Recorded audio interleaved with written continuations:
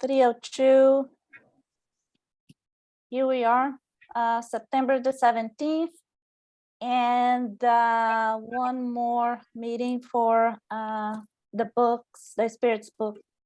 And as I told you, I am using this other computer, and for some reason, the sound is not working. It doesn't do anything. So I will ask, Luis, would you please I think it's working, Anna. Try again. Is it? Because I cannot hear anything.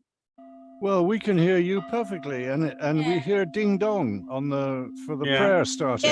Yeah, it's perfect. Oh yeah, okay. So as long as you guys can hear, I'm good with it. So okay, so closing our eyes and being very,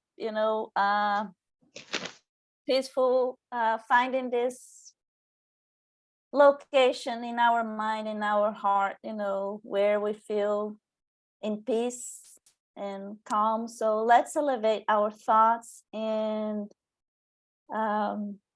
here to Suzanne E. Wilson. To her meditation as we prepare for the meeting today.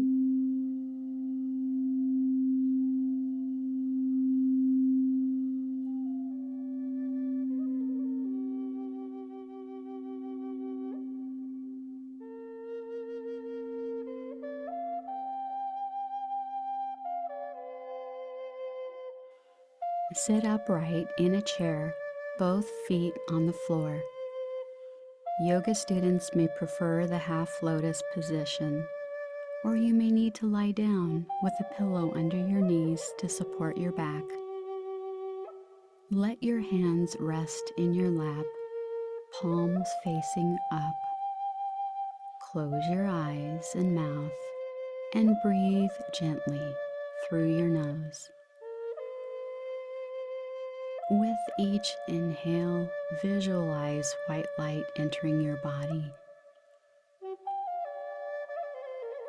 And as you exhale, let all your breath out slowly, breathing in white light and breathing out all stress, anxiety, letting it go. Simply be in the now, the present, this very moment. Divine Source, thank you for blessing me with this day, with my life and all my many blessings. Thank you for giving me another day to be of service in this life and in this body. I ask that you cleanse me in divine white light, erasing all energy that does not belong in my auric field. Surround me in a beautiful, translucent, golden bubble of protection that is bathed in your divine white light, sealing in all my positive energies and good health, sealing out all negative energies, all ill health, all entities from lower realms, and I send white light to the lower realms, so that only peace, love, and protection may enter in. I give gratitude for my spiritual team, spirit guides, angels, and my loved ones in the light. I send this light out to each of my loved ones on both the physical plane and the spiritual plane. I send this light out to all those in need of a physical, emotional, or spiritual healing. I connect with universal consciousness.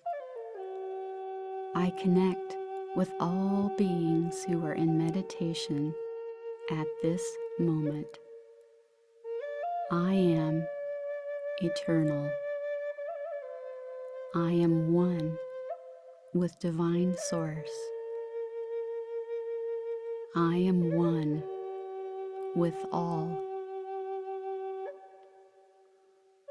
Compassion guides all my thoughts, words, actions, and I trust that I will complete my greater work before I transition to heavenly home. With gratitude and joy, I am a child of God. And so it is.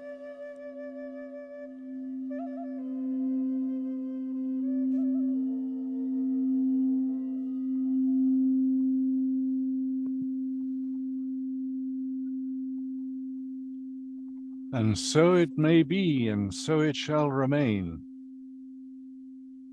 No, not maybe. So it is, and so it shall remain. And That so was it silly, is. excuse me. All right, so yeah, thank you, Giles, because I cannot hear. So, as we continue, I'd like to talk to you all and say we decided to move the next mechanics of mediumship instead of September the 24th to October the 1st. I'll have to travel on the 24th, and but Luis, Josie, and the folks that will still open the meeting to continue to read the Book of Spirits. But then mechanics of mediumship, we are moving to October the 1st, the next one, okay? And just as a reminder, we still need to continue talking about the errant spirits. So Luis and Livia, they will finish this, and Maria and Josie will talk about action of spirits in the physical plane. But again, October the 1st is the next one on that. October the 10th to 16th, there will be this meeting. It's a global gathering type of meeting, several speakers talking every single day. We are broadcasting this event. Just follow us, and we'll share more information on this event that is coming. November the 15th, the 5th. So there will be this event here in Houston, Time for Renewal. Go to spiritistsymposium.org if you are interested. And then there will be a registration. I was told, even though this is in person, I was told there will be also means for us to follow up or to watch that online. All right, so there has been some discussions lately in the Spiritist or Spiritualist Society about some topics, and the whole Kardec criteria, and how we apply and how we learn to apply in other readings or works as we learn from different sources, right? So then I decided to bring that topic today for us as well. It's going to be quick, and then we will continue to read our book. And the topic that I would like to talk about is, it has to do with universal control of the spirit teachings. And what it says over here in this question from the Spirits book number 1009, where it says, it follows then that the atonements imposed on the spirits are never eternal. And then the answer is very, very long, is one of the longest answers in the book. But over here, I just selected, a section of it, where it says, gravitating towards divine union is the goal of humanity. 3 things are necessary to reach this goal: knowledge, and then I put /science, love, and justice. 3 things conflict with this goal: ignorance, hatred, and injustice. You are untrue to these fundamental principles when you compromise the idea of God by exaggerating God's severity, thereby suggesting that the human being, God's creation, has more clemency, compassion, love, and true justice than you attribute to the Creator. In other words, the spirits, they're saying, no matter how many, no matter the knowledge or how complex or futuristic that science is, and no matter the comprehension or understanding of the justice, whether we apply or not, if we don't do it with love, then there is no meaning. That science is empty, that justice has no basis to be, right? So, and with that in mind, I just recalled something that we saw in one of the meetings for mechanics of mediumship when we were studying the how Kardec put together all this work, how which criteria he was using. And then we were discussing, saying that actually he was not into all these spiritual dimensions and spiritualistic talking. He was not that much into those things. However, some of his friends, they were very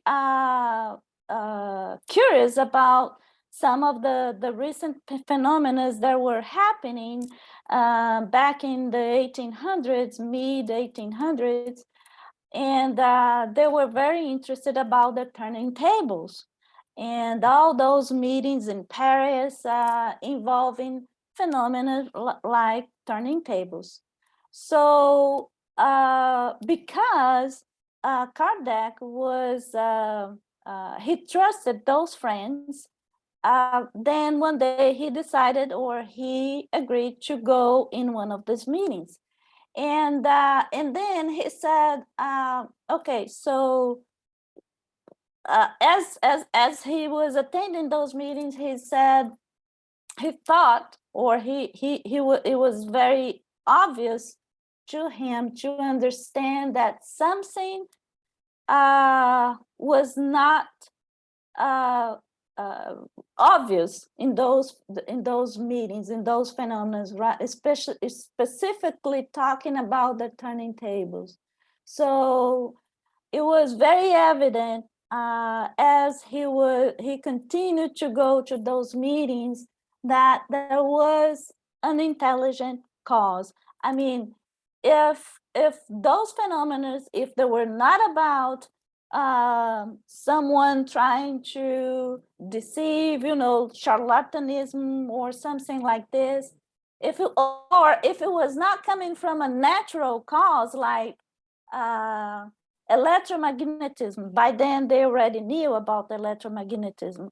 If there was not something like this, then there was an intelligent cause. It was very evident, and then that's when he decided to put together a lot of questions and apply to those questions and those answers, this rational method, so he could truly understand what those phenomena were about, what the cause for those phenomena and why those phenomena, why they were happening. Evidently, today we know why, because the spirits that wanted to call the society at that time to a different reality, to the spiritual reality. But then back then, nobody was thinking like this. Today it's so obvious, but it was not so obvious before. So he decided to put this method, and then his goal was to understand the meaning of those phenomena. So in a nutshell, he was trying this experimental method, but it was the same scientific method he was used to. So he was using this, he was making use of careful observations. He was comparing his results and his data, and he was also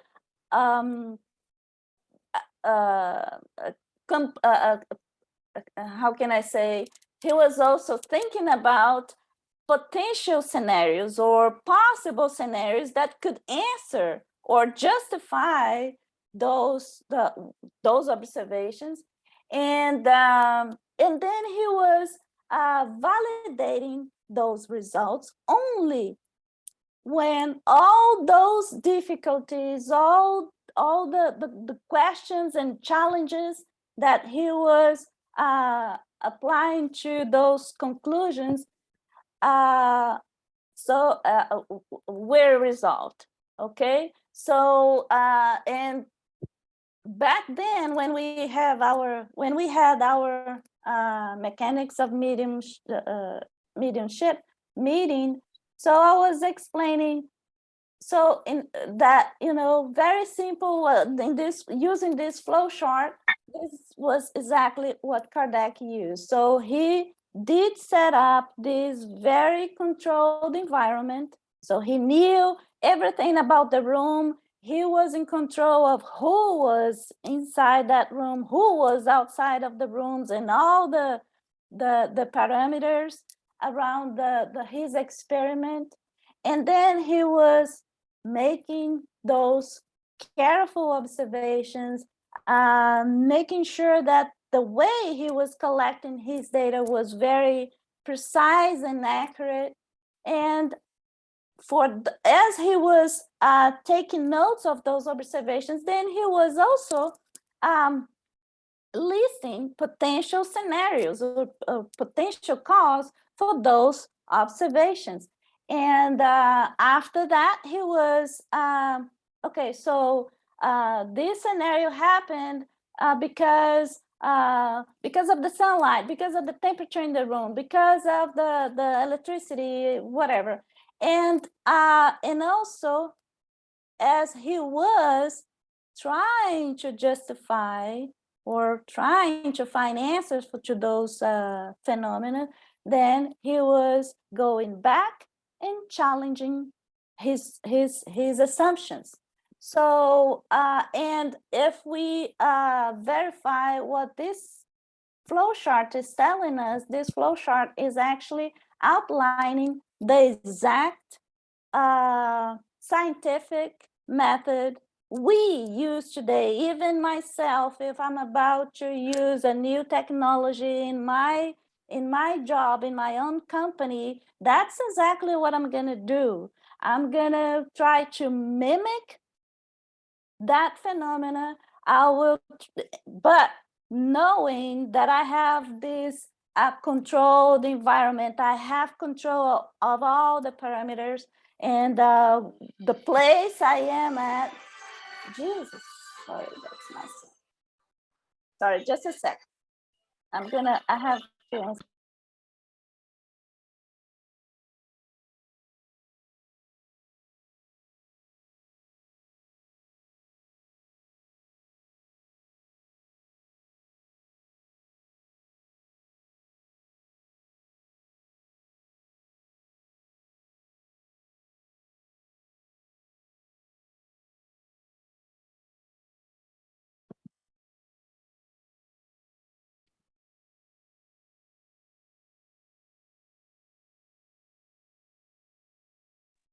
Sorry, that was my son. He has a terrible, terrible timing. And this boy always calling me in a very terrible time. Anyway, so Anyway, so I was saying, yeah, so this is exactly the way that we do today. That's if I have to apply a new technology in my own work, if I have to build a new plant using this new technology, that's exactly what I'm gonna do. I will try to mimic the same phenomena, and as I mimic that phenomena, I'm gonna take notes and see, you know, how accurate those data are, and then I will try to list all the hypotheses, the potential scenarios for those phenomena, and then I will apply the what if scenario. Is that true? Is that not? Also, could that be something else? And as I find my answers, then I will go back and challenge my answers. That's exactly what we do today. And as Kardec was doing this, as Kardec was putting together his work and putting together all his questions and answers, he was trying to find a logical sequence to those the answers, right, to those knowledge. So at the end of the day, he was asking thousands of questions to several mediums around the globe. And as he was doing those thousands of questions to different mediums in different areas of the globe, he was quantifying his work. That was quantification. But as he was cross-checking, because he was asking the same questions to different mediums. So as he was cross-checking, and that's why sometimes we see, it seems like the same questions coming, and then sometimes the spirits, they even say, I already told you. But we have to keep in mind, those questions, they were not answered by the same medium. I mean, it was the same spirit, but using different mediums. So as he was cross-checking this spirit's message using this scientific experiment, he was collecting data, he was creating hypotheses to explain those facts he was observing. Because remember, it could be electromagnetism, it could be charlatanism, somebody trying to deceive other people, naive people. So as he was doing this, he was challenging back all the conclusions. He was qualifying his work. He was qualifying his observations. So that's why we say that his method was rational, was intuitive, because of all the hypotheses that he was also considering. But we say that his method was inductive. We say inductive when you are open to anything. That we have to keep in mind as well, that back in 1800s, the science was very much about the physical dimension. We can prove if we can see, we can prove if we can measure. If we cannot measure, it doesn't exist. So that's why Kardec, he had to move away from this deduction type of experiment to induction, when he's actually, well, I have to open my mind here. I have to think that with the science that we have today, we cannot explain everything. Perhaps there are other things, scientifically speaking, but he was also considering philosophy. That's when you open your mind to different angles, different approach, different realities.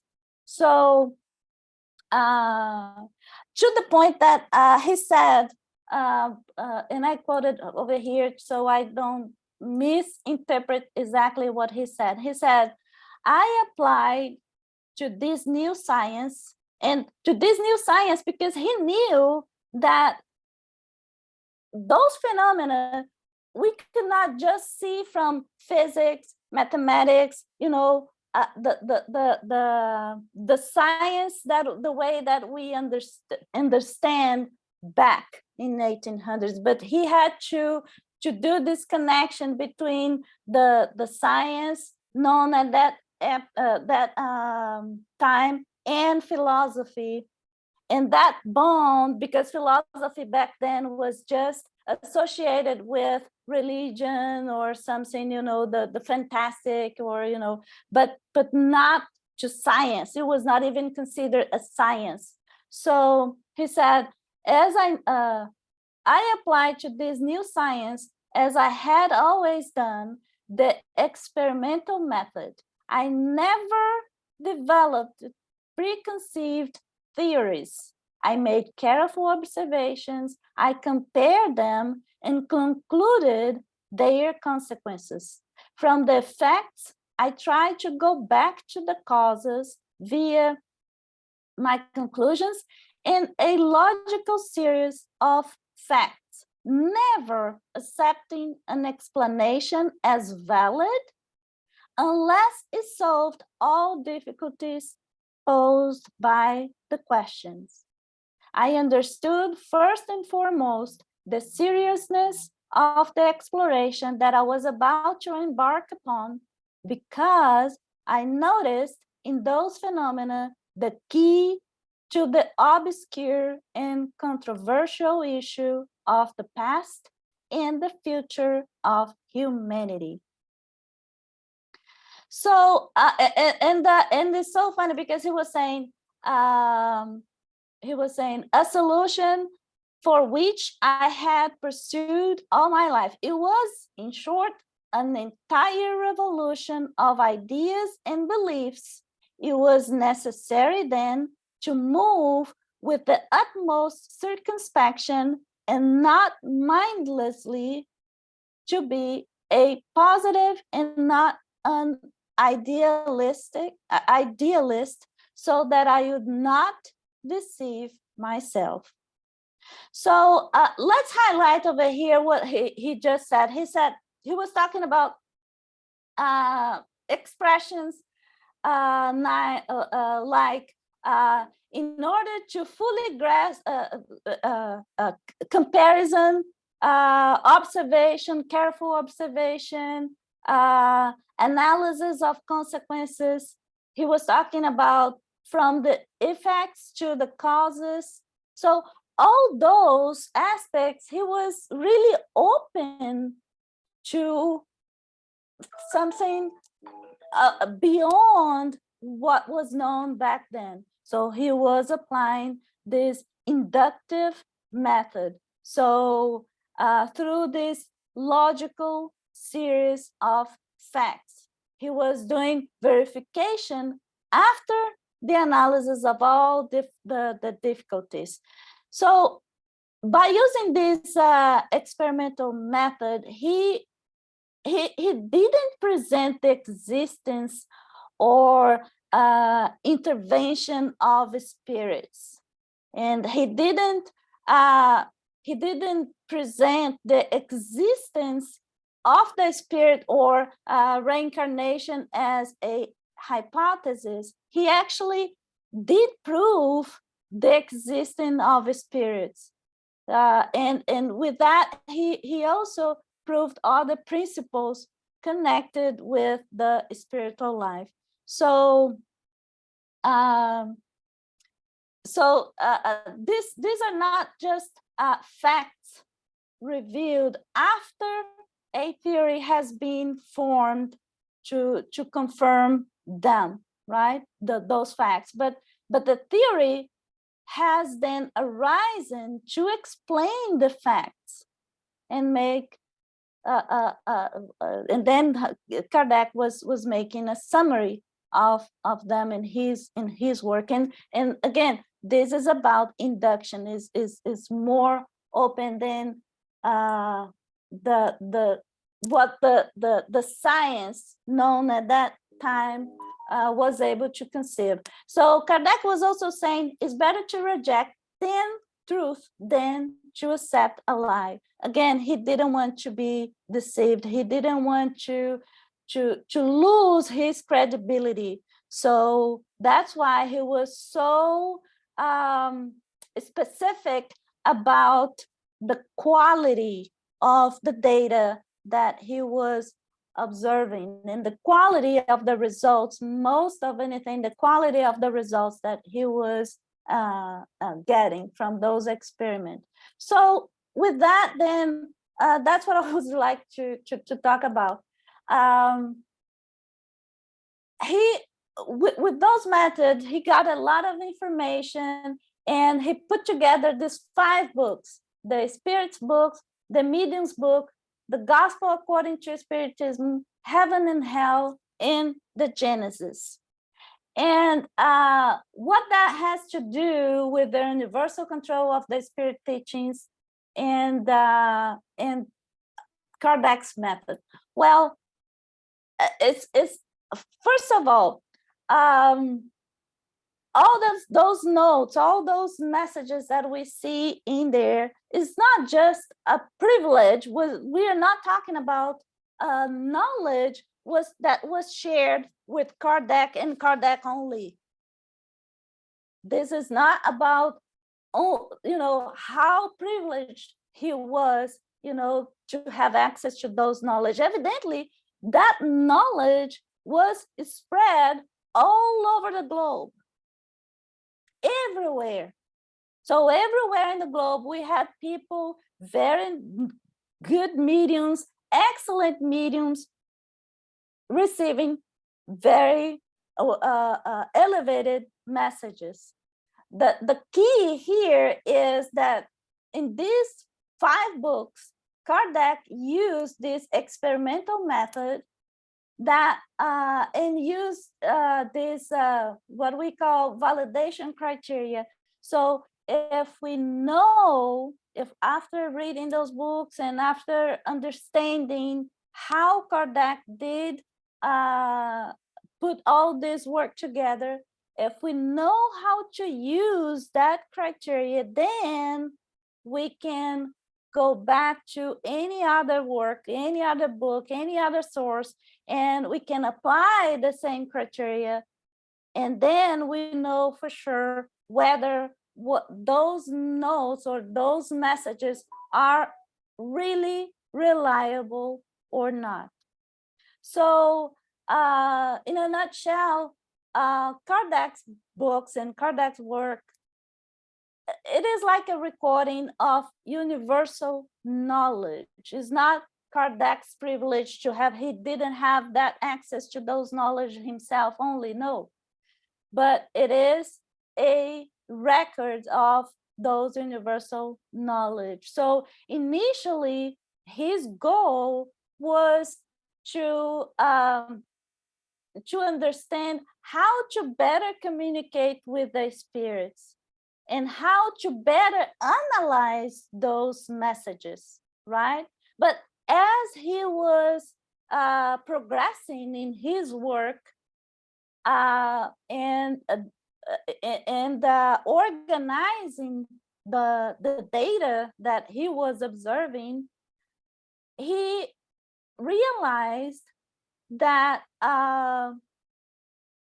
what he was doing was not just about the physical dimension. It was something even more elevated. It was something, that was transcendental. I do not know how to say that, but it was transcending this physical dimension or this reality. And once he passed this first stage or this first phase, he noticed that the messages that he was getting from the spirits, they were more and more elevated, so he was getting more and more messages that was clearly sent from the higher spirit. So it was like at the beginning, it was to call his attention, to capture his attention, and keep him focused on that, and then giving him some time to think about, okay, how can I organize this? How can I put this together? What is the logic here? And once he passed this phase, now he's getting messages that are truly elevated, from very high spirits. So and the thing is, why this is important to us? Well, this is important to us, and it's important to us to understand all these aspects from these books, and to understand where Kardec is coming from with his method, because if we learn how to apply that, then we know that our communication with the spirits will be safe. Because let's face it, we do not open the door of our house to anybody. We do not invite anybody to our house if we do not feel that it's safe to do so. So the same way for the communications with the spirits, we have to be also careful. We have to be also cautious, because anybody can talk to us and say, hey, I am Napoleon, or I am, I don't know, whoever. And at the end of the day, okay, is that really true? Is that person, it is who he says to be? I am a doctor, or I am a physician, I am an engineer. We have to know, we have to have means, we have to be equipped and know how to use those tools to challenge that, and then say, okay, now I understand. Now I can make sure that is safe. My communication with this being, because it is intelligent being, my communication with this being is reliable, is safe, and I can now I can start listening, and I can believe in those notes. We have to understand that the same way that we have in our society, in this physical dimension, we have different groups, we have different societies, organizations. Same is going to happen to the other side. All these different levels of beings with different understanding, and more important, with different understanding of what moral values are.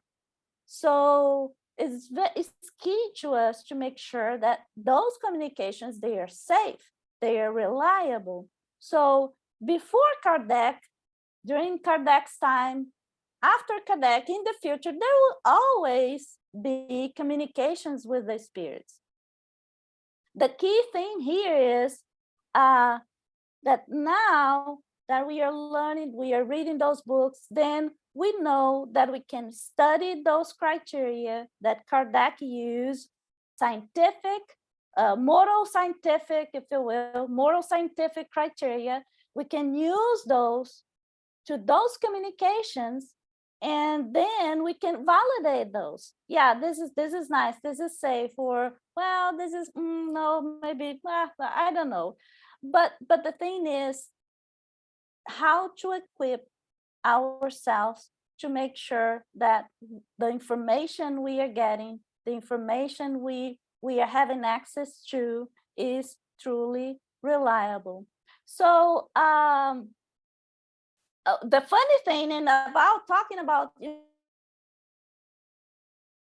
universal control of the spirit teachings is, like I said, it was not just Kardec who had the privilege to talk to higher beings, right? So we had other people talking to higher beings. And the how we know it, how we know that that happened? Because we know that because if you take those criteria that Kardec used and apply to the work of people who never heard of Kardec, like Leslie Flint or Ian Stevenson, Dr. Ian Stevens. I don't think Dr. Ian Stevens ever heard of Kardec.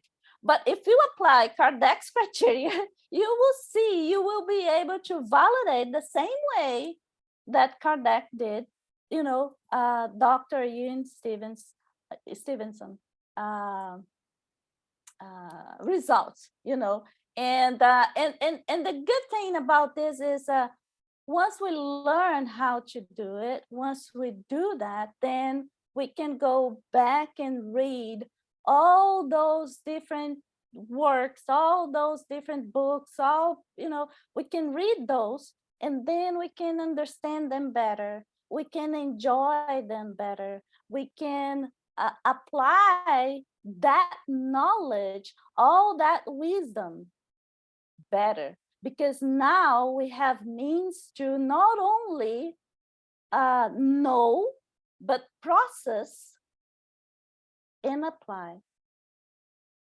So it's not just a matter of knowing, but it's a matter of getting in touch with that wisdom and be part of it and apply that to our lives. So that's what I would like to talk to today. If anybody would like to mention something, just feel free, but I know I did talk a lot.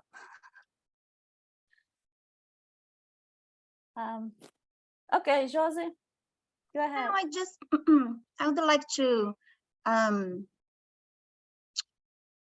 add a little bit. Like, first I want to thank you, Tom. Yeah, last Saturday he sent me about Leslie Flint and Ian Stevenson, and at the time I didn't recognize the names, but when I opened the links, was very, I knew that before. And it's interesting, like Ian Stevenson's, it's beautiful his work, because he got what he get what we had like in Brazil as more like a practicing, and he put inside the science. Yeah. And he really proved with the same methodology, with the same criteria, not something that one person told him or two. No, he got 2,000 kids and 2,000 kids, and the kids in specific things, and that is very valuable. And that's where we would call, that's Tom, like Tom last week asked about how keep going the Allan Kardec, and I mentioned Chico Xavier because in Brazil we have Chico Xavier as that reference. As our reference, yes. Yeah, but I could tell even Ian Stevenson, it's absolutely another option for a sequence of this work, if that makes sense. Or messages like Silver Birch, or the messages I learned about Leslie Silver Birch in Flint, this group, and it's amazing. It's really, it's just like, let's be careful to not just believe in any message that came from one person, or maybe a small group, or even when I am in my spiritual group, every time they say me, the spirits are talking to me, and I want to think about it, because you need to think about what's, as you said, what's real, what can be real, what maybe it's real, maybe it can become from the media a little bit. We know about animes. So it's just bringing this kind of scientific part of something that's very not material in the beginning, but how we need to think about it. And just that. Yeah, thank you, Josie. Luis. Thank you, Anna, for it was a beautiful presentation. Luis. Thank you, Anna. Thank you, Josie. Look, the work of Dr. Ian Stevenson was so much on the level that even Carl Sagan said it was the only parapsychological work he usually, had some faith in. And I remember I was reading a magazine, I think it was Scientific American. And in this magazine, there is a skeptic called Jess Bering. In the session, in his column, he once wrote, and I will excuse and apologize, but I will read a little part of this because I found it was so interesting that I recorded this part. I saved it. And he writes like this, the title of the article is Ian Stevenson's Case for the Afterlife. Are we skeptics really just cynics, right? And he says, if you're anything like me, with eyes that roll over to the back of your head whenever you hear words like reincarnation or parapsychology, because he's really skeptic. If you suffer great paroxysms of despair of human intelligence whenever you catch a glimpse of that dandelion-colored cover of Heaven is for Real or other such books, and become angry when hearing about an overly botoxed charlatan telling a poor grieving mother how her daughter's spirit is standing behind her, then keep reading this article, because you're precisely the type of person who should be aware of the late Professor Ian Stevenson's research on children's memories of previous lives. And then he will go on and explain that, well, he said, I don't believe reincarnation now, but of course, he opened the door for me. And this was so amazing, because if you are used to the articles of this guy, you see that the guy is really very materialistic, very skeptic, right? But when because he said he was complaining about the skeptics, he said, people, we criticize, but we don't read the material. I decided to read them myself. It was amazing, was impressive. And so, as I said before, he says, I don't believe, I'm not a believer, but in my opinion, when the body died, everything died, your consciousness died together. But after reading carefully the scientific procedure and method and the books and the work of Ian Stevenson, well, I had to give second thoughts to it. So it was incredible. That was the Kardec's work too. That's why this criterion is so important. Humanity needs a safe ground where to step on, because there are lots of sometimes idiosyncrasies and paroxysms, right?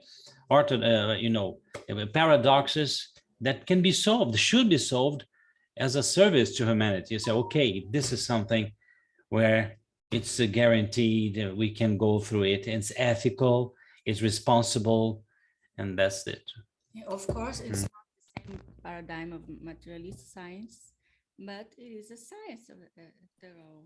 And it is another paradigm. It shows that research can be done. That Livia, your voice, it's almost, we cannot hear you. We cannot hear you. Yeah. Yeah. Okay, it's not the same paradox as materialist science, but it's science after all. And as they see, they do the research, they can see evidence, like Kardec said, and it's not the same paradigm, but we can see that everybody that do this research seriously can make us see. It's not good again. Livia, now we cannot hear you at all. It's really bad. No, now it's better? Now it's better. Okay, thank you. So you need to start again, sorry. So, yes, don't worry. And we can see that the evidences are here for us to see, like in another paradigm, not the science, this materialist science, but it's here for us.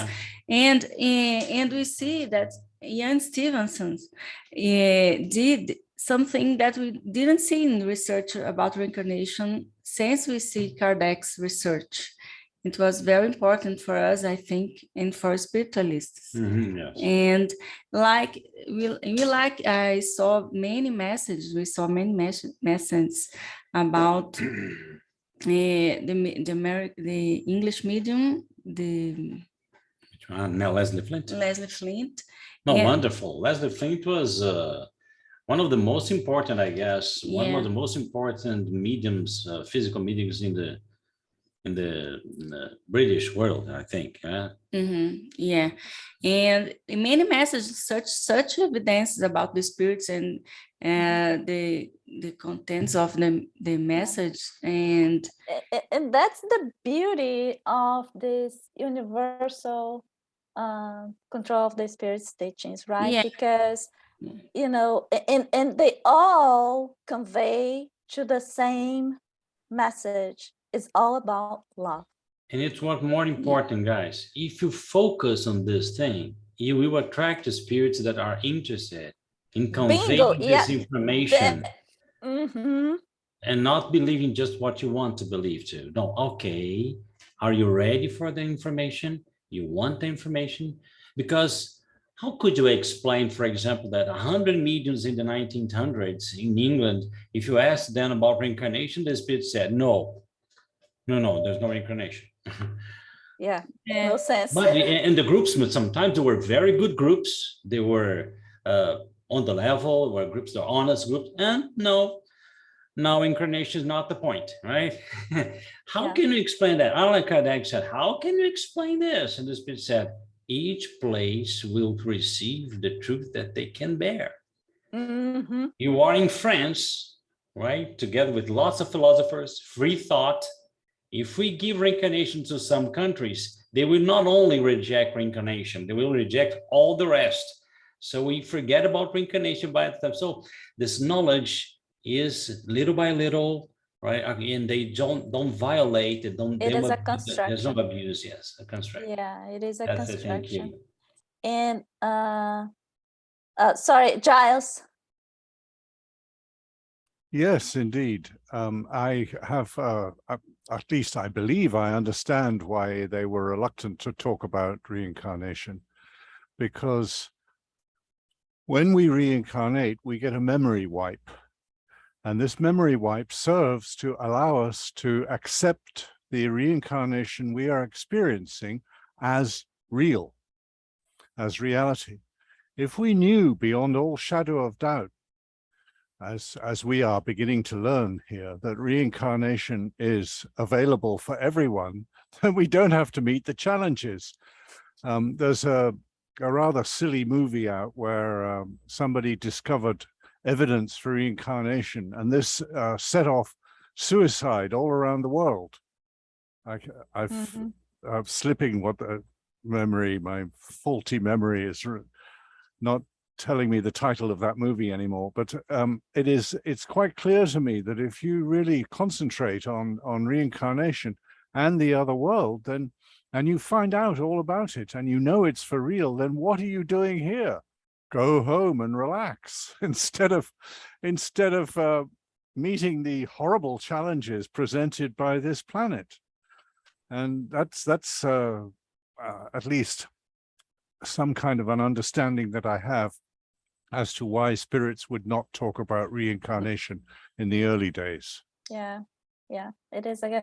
Yeah, just adding to what Luis mentioned, because what he mentioned reminded me of another very good point of discussion within the spiritualistic people is about that, when they say, well, as long as I keep meditating, I keep, holding good thoughts, and I keep on, like following the good rules, I will be safe. Well, it's not really true. That's why we have, the saying, pray and watch, or watch and pray constantly, because at the end of the day, we have to face it. We are not perfect. We do have our difficulties. And as we exercise those difficulties, then that's exactly when we open the door for not so high level beings, not so high level spirits. And sometimes, doesn't matter how many times we get together in our group, we do exercise in our circles meetings, and we try to pray, but there is just in 1 second, if we just prove, or we just exercise our humanity in us, not perfection, because we are not perfect, but as long as we exercise our humanity for a second, and then boom, there you go, you have opened the door. And if happens that, you know, a not so high level spirit is passing by or is nearby, then you do channel, you know, that kind of message. So Luis, would you like, because the other day we were talking about it, would you like to comment on those synchronicity or alignment with higher or not so higher beings? Can you refresh my mind exactly what you want to Yeah, talk about? no, I'm saying, you know, sometimes we, the spiritualistic people, we believe that as long as we hold good thoughts and we keep on praying, then we always get very nice messages, and we just only have connection with good spirits, right? Yeah, Well, no, that's sometimes. not as simple as that, right? Mhm. Practice shows it's not as simple as that, because as we're saying, some mediums, like those mediums that received message that denying reincarnation, were not bad guys. They were good guys. They were good mediums, good people, right? So things are not so easy, and because that's why we need to search for this criteria and say we are going to attach to this, and this will attract the spirits. Was something that I called my attention. I said the other day to Wendy, I said, every medium in Brazil, those very missionary mediums, those guys that they devoted their lives to humanity, they were poor, they were, you know, completely self-giving. The higher spirit said to them, if I am doing something against the Kardecian criterion, keep with Kardec and forget about me. Emmanuel, Chico Xavier's guide said that, Yeah. Chico, if I'm getting out of the track in terms of Kardecian criterion, you keep with him, right? And forget about me. So this called me at my attention when I was a kid. I said, wow, what, my goodness, is this Kardec such a thing too? You know, is he really something? And I went to see that. Okay, then I devoted 40 years to say, oh, come on, the guy is really good. The guy is really a missionary that can help us, right, in this field. And that's why we're here, trying to pass on, to give some utility, you know, to be useful, because it's so useful for everyone. It's not one religion. It's not a new, you know, it's a science that is applying with all the talents Jan Stevens had, or Dr. Schwartz or Dr. Dean Rading. They have, with the transit into philosophy, with the talent of a reincarnated Greek man, that Allan Kardec in France maybe was a Greek guy, right? And to get into religiousness, right? And the connection. I haven't met someone that can transit so easily in these three fields, because we usually have a focus. The guy is more philosophical, the guy is more scientific, practical, the guy is more religious. But this one was complete and pleased me very much. But Giles wanted to say something, had his right hand raised. Oh, go ahead, Giles. Oh, well, this was a while ago.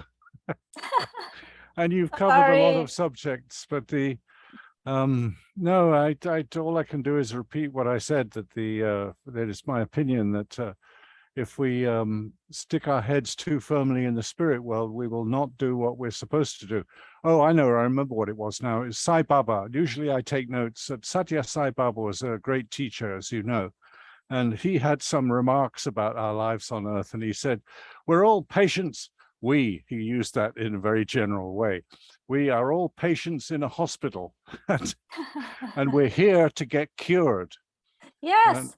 And also he said that it takes many thousands of lifetimes to get cured and fill the human experience. So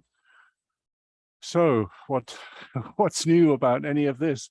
Well, nothing, unless you haven't heard it before, in which case it's very interesting and worth reading pretty much anything Sai Baba wrote, because he's such a positive and wonderful teacher. Yeah, good teachings. The other thing that I would like to say as well is we keep on saying Kardec's methods, Kardec criteria. Well, we say that because he was the guy that put together all these 5 books. But I really, he was in touch with higher beings. I mean, that idea was not his. I want to say, I dare to say, that he was guided to make to put that work and bring that work from the spiritual reality to this physical dimension. But he was just a how can I say, a channel to do that. But the work and everything else was already done, did exist already in the spiritual realm, and it was not Kardec's idea. It was lots of higher beings' ideas and work, and it happens that Kardec did follow his mission and make it reality. Luis, please. Oh, yeah, it's me. Oh, sorry. We can't forget about the Spiritist magazine, where Yeah, he that's true. discussed about many subjects and actual subjects that were new, many curiosities and many answers about Yeah, phenomena from all over the world, from China to Europe, from Europe to South America. He got all the kind of phenomena, and they discussed, right, in a kind of congress, all the phenomena, and discussed the philosophical consequences to the phenomena. Yeah. This was Yeah. about 11 years of an article being from monthly, monthly. yes, a monthly article, Yeah. a magazine being published. So it's a lore of research that is there, and there isn't even in English yet. It's right? very interesting. very in this Yeah, Spirit it's not all of it. All of that is not translated completely. Yeah, because after he published his books, there were several questions, right, that he was getting from people, like getting mad or in denial or saying, no, this is not true, or challenging those books, the message in those books. And then he was taking those questions and he was answering those questions and publishing, posting those questions and answers in those magazines. That's what the magazine was about. What I think beautiful in all this, that if you are a religious guy, you can be religious without being dogmatic. If you're philosophical, you can be philosophical without being dogmatic. And you can be scientific without being dogmatic. Yeah, because you will be always open-minded, right? And ready for whatever can show. Allan Kardec said, if one day there's a doctrine over there, an exotic doctrine over there that arises in the horizon, right? If we apply this method and then see that something that is true, it's a spiritism too. Yeah. No problem. So it's on the contrary to what that guy said last week, any kind of new knowledge, but of course, if it's in time, right, painstakingly tested and acquired and seen and observed and considered as something rational and ethical, responsible, it's a spiritism. Whatever, no problem. Again, universal control of the spirit teachings. Mm-hmm. Yeah, Leda, please. What Luis said about not being dogmatic, it's so important because he got the gospel from Jesus Christ and he explained it rationally. So when he says that you should forgive your enemies, he shows us that it's not because we'll go to hell and it's a sin and that's the end of it. It's because of reincarnation and that you meet again with this person. And that's because you get to be full of sadness and it's heavy for you, like the modern psychology does today, like Julio told us here. So Kardec did that too. And he explains many parts of the gospel in a logic way, in a scientific way, not dogmatic. So he shows us another Jesus Christ, which is not this that the church normally shows us. It's not what we've been taught by the church. It's a different perspective. Yeah. Hence the reason why I selected that section saying, you know, that it is very untrue and unrealistic to think that we, the God's creation, can be more merciful and you know, love more than God, because yeah, the church at some point, you know, not the church, I want to say the society that was forming the church back in the days, they were trying to make us believe in this very severe and fearful God, right? So, I mean, doesn't make sense, right? They took. I'm sorry, I Jesus. have to interrupt here, but George Carlin got that so right. If you look up the right thing on YouTube, I forget what it is right now, but the words were this basically: and if you don't obey if you disobey one of the 10 commandments, you will go to hell and you will burn and suffer and die and stay there forever. But he loves you. But that's the opposite. That's the opposite of what Kardec showed us, right? Yes, because of course. he explained, right? He explained to us that the church got these teachings of Jesus Christ in the wrong way, in many ways. Yeah, so, God, they say God doesn't forgive us, but Jesus asked us to forgive 7 times 70. yes. So we need to be more powerful than God to forgive. Yeah. And the whole basis of the thing is so sorry and unfortunate, where the assumption is that God makes failures. God makes mistakes. There are no mistakes.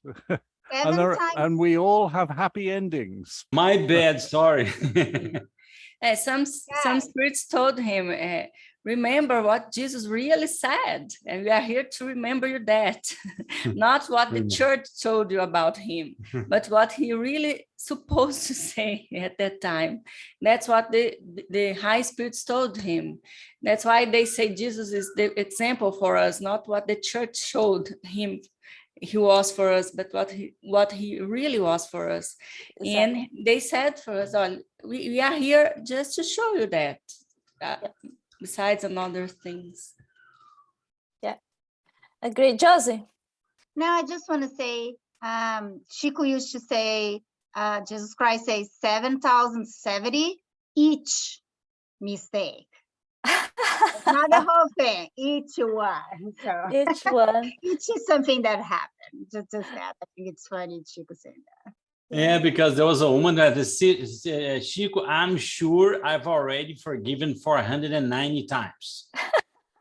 And then he said, each. Each. Yeah, that's funny. I think the woman gave it up. Yeah. All right. Hey guys, 4:10. I don't think we have, I mean, spent the whole day just talking, but it was amazing talk. Anybody want to say anything? I want to thank you, Anna, because it's important we bring back why this group it's based on. I mean, of course, we are open and listen about everything, but it's nice we understand why we are studying Kardec, why we are based on those books, why we're based on this method.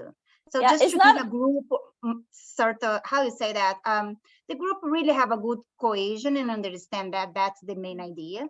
Of course, I would love to bring more, maybe Ian Stevenson's, and Tom mentioned Leslie Flea, that I don't have too much information, so we can always, I think it's very helpful and super interesting to talk, but just what you did today, I think help us with the foundation of this group. That's my understanding, I think. Thank you, Joseph. Giles, you were about to say something. You forgot. Today you were No. very. I didn't write it down. I was busy writing something else. So, and I should record my thoughts, because then I can read them back and I remember. And thank you so much. No, I wanted to say 737, destructive calamities. That's in the Spirits book. And the answer, why does God visit mankind with destructive calamities? Well, I'm not so sure it's God that visits these destructive calamities, but the answer is very good. It says, to make men advance more quickly. Wow. There's no good lying around or staying in bed and doing nothing. Exactly. You have to go out and get into trouble. Get out of your Yeah. comfort zone. By the way, people, Art is saying something about the book here. Antiquity Unveiled, Art. What is that book about? Yeah. Roberts, he says. Yes. Antiquity Unveiled. Hey, Art, you are mute. Yeah, here we go. Antiquity Unveiled is a collection of communications with people who are well known, living around the beginning of, like from 0 to 100 years after Christ. And the whole thing is just to show you that there wasn't anybody back there that they recognized as we know it now. Let me tell you something. The books by Chico Xavier, Emmanuel, they like Paul and Stephen, and then also Hail Christ. Oh yeah. Those books are recovering the real information about the beginnings of Christianity. Yeah. And I've talked to theologians that secretly Catholics said, my goodness, this guy solved the problems of many studies of the scriptures. But of course, we cannot say we can rely on this information. But this is it, it's because Chico Xavier sometimes, for example, I'll give you an example. For theologians, the Apostle Paul, right, wrote only one of the, let me see if I said, yeah, one of the letters the Apostle Paul hadn't written. It was another guy. And in the book by Chico Xavier said, no, he wrote with his hand, the only epistle he wrote with his hand was the one to the Hebrews, right? He says the opposite. And if you go and research, say, oh, wow, that's it. It's true. The others was from the right. Yes, because the others, right? There were some writers writing for him, right? Mm-hmm. So he gives lots of hints and tips and hints for you to discover what really happened to the Gospels and to the writings in the antiquity. Very interesting too. Gloria, thank you. Thank you, Luis. I wondered my whole life how people could, they would say, oh, well, we have found these writings in this cave and these little pieces of something over here and something else. And so I wondered, were his disciples so disorganized that they were just hiding the stuff maybe and burying it? And then I read Chico's book, Paul and Stephen, and as they would talk to each other, they would write things down. And it's kind of like that game where you repeat a story to the person next to you, to the person next to you. And when it comes around the circle, it's a different story. So there was a lot of misunderstanding and there was a lot of misinterpretation.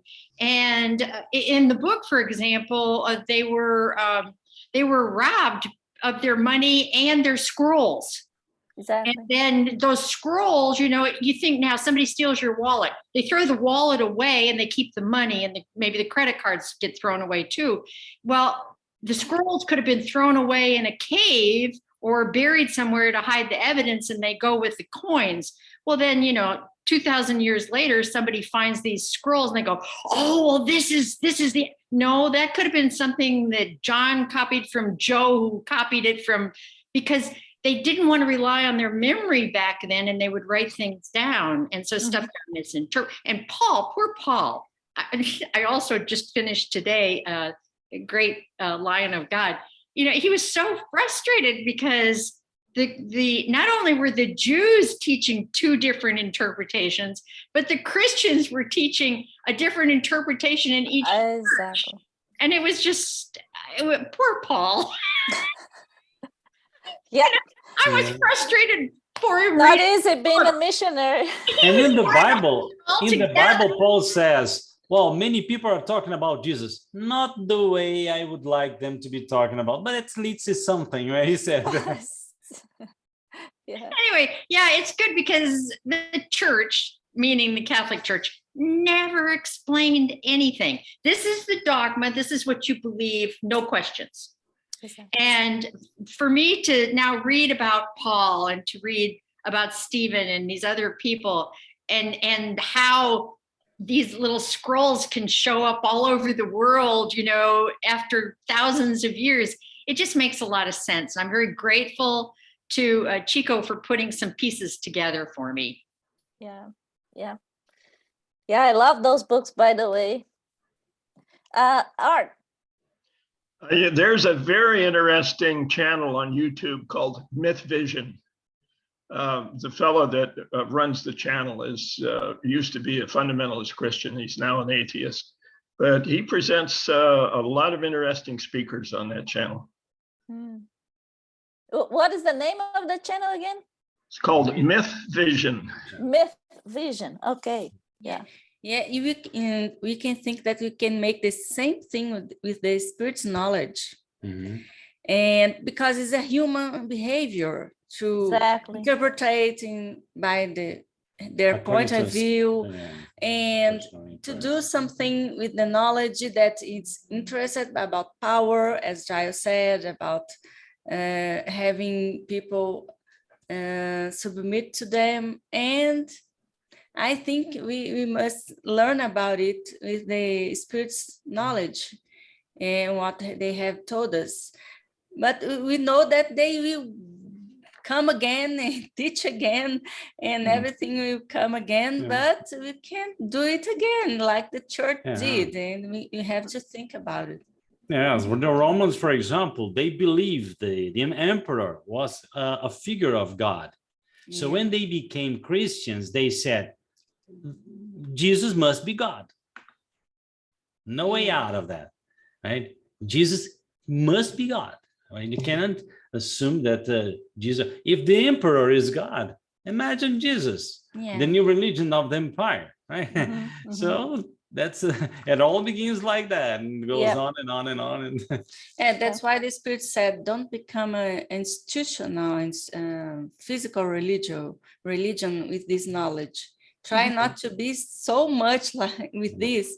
Maybe you can be together, we can study together, but because we tend to do the same. Yes, to make the same mistakes from repeat the same mistakes. Exactly. Yeah. But at the end of the day, I guess in a bumpy road, you know, perhaps not the same way or perfect way that we could or we should, I don't know, but we are progressing. Sometimes, you know, in a very funny and you know, kind of tortuous way, but I guess we are progressing little by little. But yeah, there are some steps into evolution. I want to be positive and believe in that, right? All right, folks. Anna, you don't have to have the slightest doubt. Even the simplest incarnation includes a horrible birth and usually an unpleasant death. So even if we manage to do nothing whatever in between these 50 years or so on that we live, then we've got those two events which have happened anyway. We have some credits. Quote from the Eastern seer is that you need 1 million years incarnated as a human if you do nothing to help your own progress. Obviously, you can retard your progress, but you can also help it. So they said 1 million years incarnated as a human if you do nothing to help your own progress or delay it. Mhm. And that's a large number of incarnations that Yeah, gives me great pleasure. thank you, Giles. Josie. I would like to propose something for next week. I love it. Gloria idea. She's saying, I have Yeah. Christian friends who are convinced there is a devil. Sorry, my English, guys. So some days are worse than normal. Can we discuss that sometime? Take your pills. You forgot. Yeah. Yeah. Just to open a door for that, Gloria, once I was I get- lecturing in a Spirit Center for many people, right? And there was a pastor. I knew the guy was a pastor among the audience, right? And he said, Luis, last week I prayed and prayed and prayed so that no devil can come into my house. And I asked him, were you able to get in? Your own house. But what about everybody? Because needs be some careful, research? if we pay that much, we won't be able to get in. Guys, I want to propose to the group. What about everybody make a small research? If you guys want to make an Allan Kardec or maybe somewhere else, and everybody bring a good answer for that. What do you guys think? It's a I good didn't discussion. understand. I love I it. did not understand the question. What? Do you see in the chat? Yeah, Gloria is talking about whether or not There is devil devil or exists, not, yeah. evil.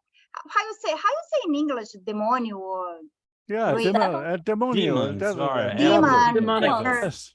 Yeah. Or even one demon, right? No, the answer is Lucifer, no, whatever. because God does not make mistakes. And all evil in the world is produced by selfishness of humans. Selfishness. They want power and money and greed and power over other people and on and on and on. And it's a problem. They're not devils. They make themselves devils by being by being selfish. Yeah. At least that's my We can talk understanding about at this, the right? at the You present. said it all. Yes. No, But but we can talk about this next week. Yeah, Let's it's let's do interesting. that. Let's open the discussion. Yeah, because let's it's open very next interesting. Saturday. So everybody bring something. Jai, you can bring again. That's a good idea. You're a good Yeah, Jerry. Giles knows. All right, folks. Hey, has been a wonderful discussion. I love this group anyway. I really love this group. And I hope to see you all next Saturday then.